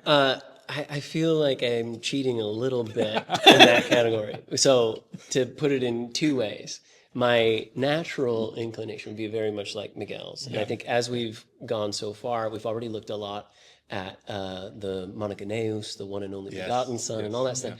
I feel like the story is already priming the person who is acquainted with Jesus to be looking for this firstborn son of promise, one of a kind individual. So the expectation of Jesus is very much there at the front of my mind. The bit where I feel like I'm cheating a little bit is we did talk about this last episode, and the statement that it makes as far as a firstborn son as a representative or an authority or positionally amongst the nations is something that really set up new categories for me. So I don't know if you want to sum that up better than what I did, but the positional status of the firstborn son communicates something to Egypt that I was not on my radar whatsoever before, but I think is worth repeating. And again, I think it communicates something to Israel. Yes. You are not slaves, actually. You're not what the empire tells you. Thank you. You are something else. So not just a statement to Egypt, but also an identifier as, again, you are my covenant people. Yes. This is what it looks like to uphold my covenant, and this is who you are and what you're charged with. That new framework for my head. And then, I mean, I'm sure we talked about it last time. What does that mean for... we did talk about this when we get to things like the Ten Commandments and do not take the Lord your God's name in vain. Right. You know, so much more than just using his name as a filthy word, but do not take up his name in vain. Yeah. That's right. Like that means so much more if the framework is Covenant. covenant and this positional status, I guess. Yeah, go. Okay, so I was thinking about this because I think this is a really important thing that even though we did some justice to last week, I wanted to look back at. I was thinking pretty heavily, actually, that this is another inference or maybe reference rather to Abraham being tested in Genesis 22. Oh, yeah. Now that you say it. Okay, so let me read some of those moments. Sometime later, God tested Abraham. He said to him, Abraham, here I am. Abraham replied. Then God said, take your son, your only son, whom you love, Isaac, and go to the region of Moriah, sacrifice him there as a burnt offering on a mountain that I will show you. And this is the same language that's being utilized here. Let the people go so that we can go to a mountain to worship God. And the only thing we're getting here is firstborn. But I think these are associated ideas, especially out building upon what you said. Right. By the way, I affirm both of the things you said. I absolutely think there is a foreshadowing going on here. We just haven't made it far enough in the story yet. You were referencing Psalm 80, I believe it was, earlier when you were quoting some of the Psalms, some of that prophetic Psalm stuff that David's doing. And that's all over the Psalm book, which is like amazing to see, actually. But yeah, so I am inclined to jump in with you guys as far as, yes, this is foreshadowing. Absolutely, Jesus is on the mind. But I'm also thinking that the story is utilizing its own language currently. Yeah. It's utilizing the Genesis 3 promise stuff, okay, that there's going to be a son who comes, okay. Now, Israel as a nation isn't going to be that particular individual. Right. However, the particular individual will come through this people who have been given this status. Which, So oh, go ahead. okay, so when you frame it like that, are we? Well, yeah. Okay, so God obviously knows His plan and He knows where this is going. So like, does He see this in the side of like He knows where the seed starts? Right. And it's like, so is He saying like my firstborn? It's like it's already here. He's coming. Like his existence has already been planned in my book. Right. And this is coming. You know, and maybe not. Maybe that's not exactly what it. But but like that's kind of like when you're saying this is what I'm thinking of. It's like he knows they don't know, and so he's like, and they can only take with what they only have the knowledge that they have to understand. So maybe like they can take this as Abraham, and then they can take Israel from like, okay, we see where this is going. Okay, sorry. You nailed it. No. You nailed it in what you were just saying. I think they are, because they know their stories. Yes. Yeah.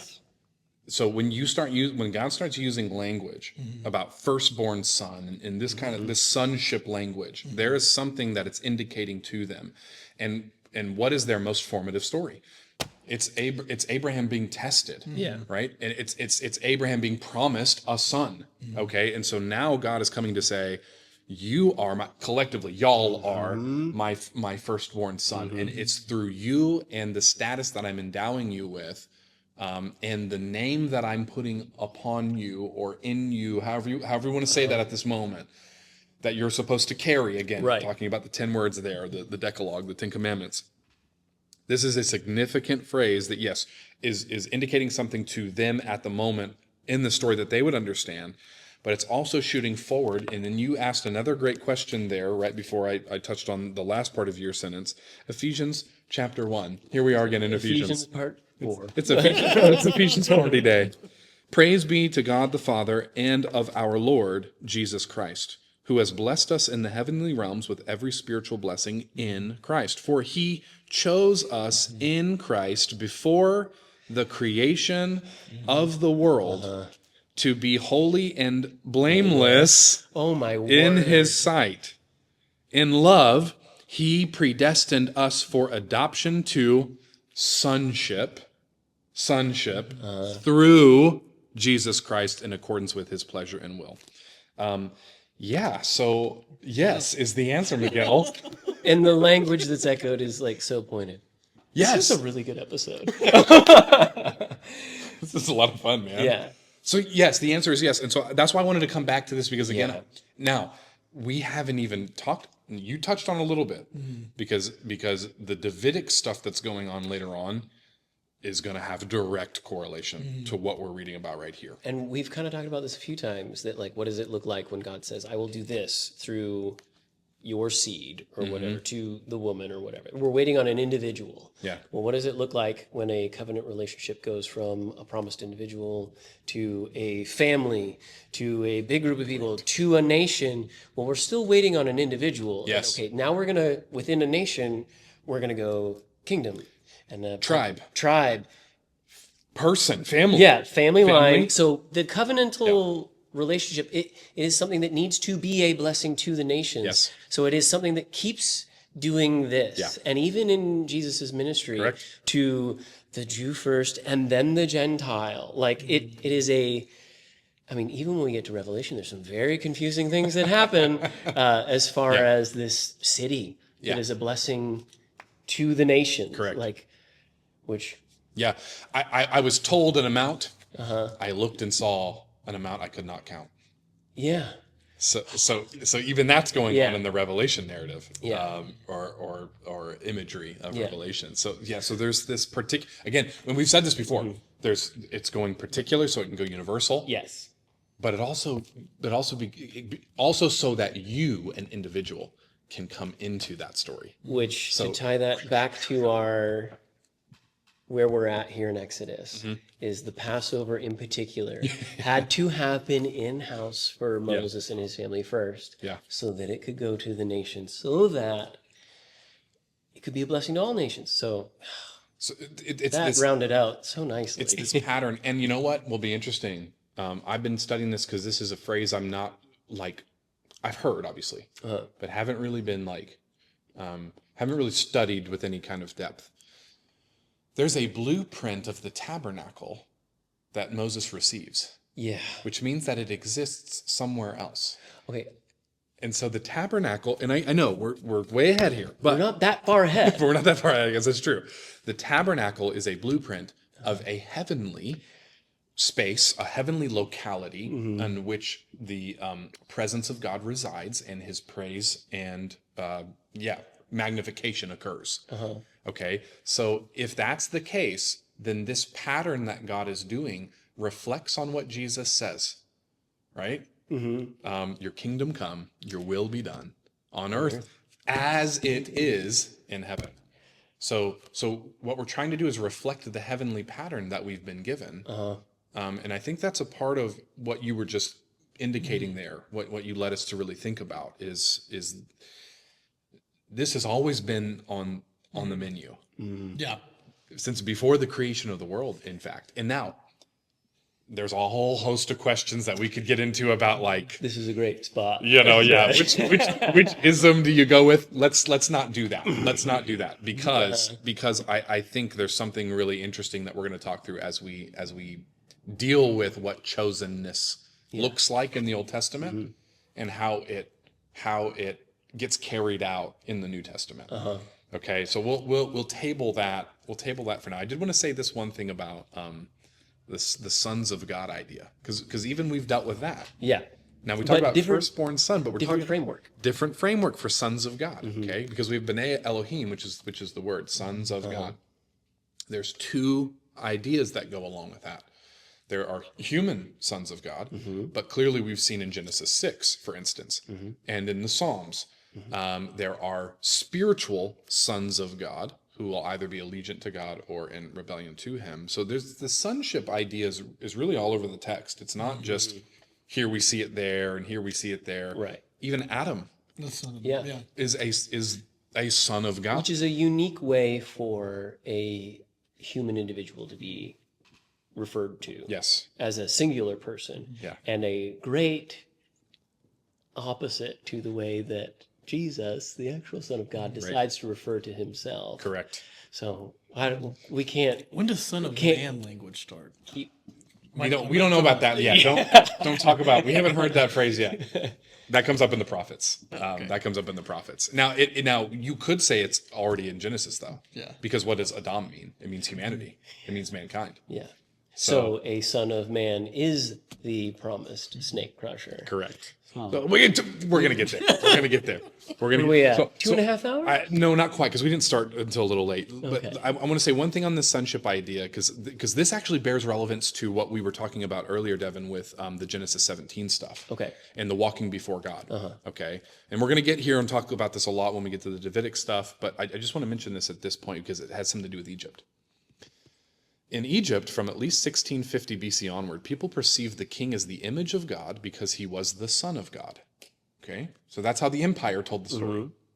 So isn't it interesting that the Bible's telling a Yeah. different story? Yeah. Okay? That it's not just the king who's the son of God. It's actually all humanity. Anyway, the emphasis was not on physical appearance. For example, a male king could be the image of a female goddess. Right. What is stressed is that the behavior of the king reflects the behavior of the god. The king as the image of God reflects the characteristics and essential notions of the god. So for example, from Ugarit, we have the story of King Karet, who is described as the son of El. His excellent health must indicate his divine origin. On and on and on we could go with examples and things like that from ancient Near East that would prove the point that maybe the Bible is bearing out or having a polemic against even. Right. So before we even get to the Davidic stuff and all this other stuff, I think it's interesting to point out that when we're talking about image of God, what we're talking about, yes, in a Christian framework or Jewish perspective, Right. is very different than the way that the ancient Near Eastern empires would have viewed that image. Because for them, image, the word tselem, T-S-E-L-E-M, tselem, is the word for image or idol. Right. It can be either or. How much time do we have? Not a whole lot, probably. Is that word used in Genesis? That word is the word used in Genesis. Yes. Okay. To talk about the living, breathing images that are installed in the temple garden, the high mountain garden that is a temple. Okay, but they're not lifeless beings who are mere representatives in statue form or something like that, or in effigy. Right. They are images in a living, breathing sense. Yes. So that's a fascinating thing that's going on here. What the story of the Exodus is pointing out to us is that it's not just the king who bears the image, but it's that all humanity, even the slave, bears the image of God and is worthy of the rescue of God, is worthy of the consideration. God hears their cries and considers their harsh treatment and wants to come down Yes. to save them. Now, having said that, though, in Genesis, the images of God, both the man and the woman, because Adam is humanity, not just man, it's mankind, okay? They are in some sense, okay, so we have this in the Egyptian empire's narrative, but in the biblical narrative, what we have going on is a adoption of ideas, but also the adaptation of ideas. Which, can I tag something on that? As far as we're going with images and this temple garden and all that stuff, and what it means kind of in-house within the Judeo-Christian sphere versus what it would communicate to the surrounding peoples of way back in the day. You had mentioned tabernacle earlier. A stark contrast to what the Israelite people are going to do when they set up the tabernacle as instructed and given, the schematics for all that. That's not exclusive to them either. That is a practice also that other groups of people tabernacle. The thing that is wildly different is when you go in, where's the idol? Correct. It's not there. It's not there. And it's because of everything you just said. And because God doesn't want us ascribing to him an image that would diminish his glory. But then how much heavier and greater is the charge to be asked to take up the duty of being the image? Correct. Because he's invested or he's installed or he's whatever the word is. That is like incredibly personal Yes. and terrifying. At the same time. And so whatever this sonship language is going to route towards in the Bible needs to now become another theme or indicator for what it means to be one who's a covenant partner with God. Okay, so So maybe that's what we should say at the moment. Yeah, because if you don't, we have to get back to Ephesians chapter 5. Isn't that interesting? That's very good. Because and John and okay, so there's a lot to say there, but yeah, whatever the king is doing reflects the behavior of the gods. Well, that's what Genesis 1 and 2 was supposed to be. When you say, not to just keep stringing it out, but when you say the behavior of the king reflects God, Yep. what are the people later called to be like a kingdom of priests? Like, Yeah. All right. Yeah. Well, Yes, they're supposed to be that. So this is a huge deal, and I don't know when we're going to get there because I keep thinking it's going to be this week, but I don't think it's going to be this week because we're out in the wilderness this week. But when we come to the mountain, something significant is going to happen, and then later on in the story, this sonship thing just all gets tied up really neatly with Jesus, but also it goes like this to go like this. So yeah, let's leave it there. I've got more to say, but let's leave it there for now because I don't actually know how long we've been recording. I think so. Okay, let's put a little cap on this. Miguel, thanks for joining with us. Hey, if you want to be fun like a Miguel and cool like a Miguel, then you can be. Okay, this is not an exclusive thing. it's an invitation. That's right. We would love for you. If you feel comfortable to come sit in on camera and talk in front of a camera, then great. We'd love to have you. And if not, you can come and hang out. We've got Devin's daughter here with us today. Miss Natalie, thank you for being here with us. And so you are more than welcome to come sit in like Natalie's doing or to come and sit like Miguel is. And so anyway, we would love to have you be a part of these cutting room floors. We know it's kind of a random part of the day, but we talk for a long time. And so we don't want to eat too much of our own family time and those kinds of things in the evenings as well as yours. And so this is when we've chosen to film, but we'd love for you to be involved if you would like to be. So the invitation's out there, 2:45 or roughly so on a Wednesday afternoon is generally when we film. Come and be a part. If you have questions, as always, throw them in the comments or shoot an email off to the church office, and we'll see you guys on Sunday. I can't wait to talk about going out into the wilderness. Yeah. Thanks, y'all. Thanks for joining us for another episode of The Cutting Room Floor. If you have any questions or want to know more about what we discussed, send an email to Church on the Rock. Like and subscribe to receive notifications for any videos we post. May God bless your study of His Word.